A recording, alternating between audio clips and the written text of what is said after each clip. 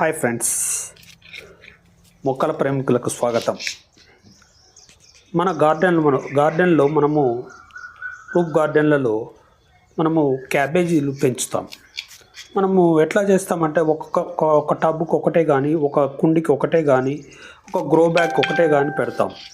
ఇలా పెట్టినప్పుడు మనకు ఇది ఒకటే దానికి ఒకటే వస్తుంది కదా అని ఎక్కువ దాని మీద ఇంట్రెస్ట్ చూపించాం.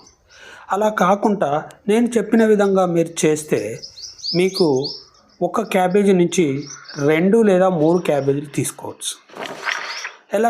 ఎలా తీసుకోవచ్చు అంటే నేను ప్రాక్టికల్గా చేసిన కాబట్టి మీకు చూపిస్తున్నాను.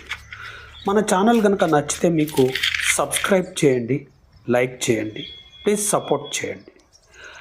మీరు చూడండి, ఇలా మనకు కావాల్సిన సైజు క్యాబేజీ వచ్చిన తర్వాత ఆ క్యాబేజీ వరకు మనము పై దాని వరకు కట్ చేయాలి. కట్ చేసి మనం ఏం చేయాలంటే చుట్టూ ఉన్న ఆకులు తీసేయాలి. ఇలా తీసేసిన తర్వాత మనము ఏం చేయాలంటే దాన్ని చుట్టూ కొంచెము దానికి బలం బాగా ఇవ్వాలి. అంటే వర్మి కంపోస్ట్ మంచిగా చుట్టూతో వేసి వర్మి కంపోస్టు వేసేసి దానికి మళ్ళీ నీళ్ళు పెట్టాలి. దాన్ని ఒక 15-20 రోజుల దాకా మీరు దాన్ని 10-15 రోజుల వరకు దాన్ని వదిలేసేయండి. అలా వదిలేస్తే మీకు అన్ని పిలుకలు వస్తుంటాయి సైడ్లో.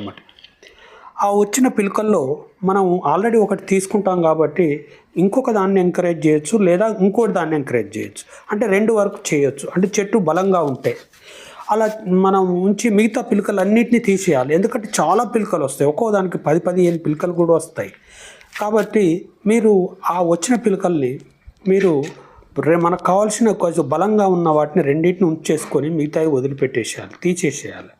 తీసేసినప్పుడు మనకు ఆ వచ్చే పిలుకలు అవి చాలా బలంగా వస్తాయి క్యాబేజీలు.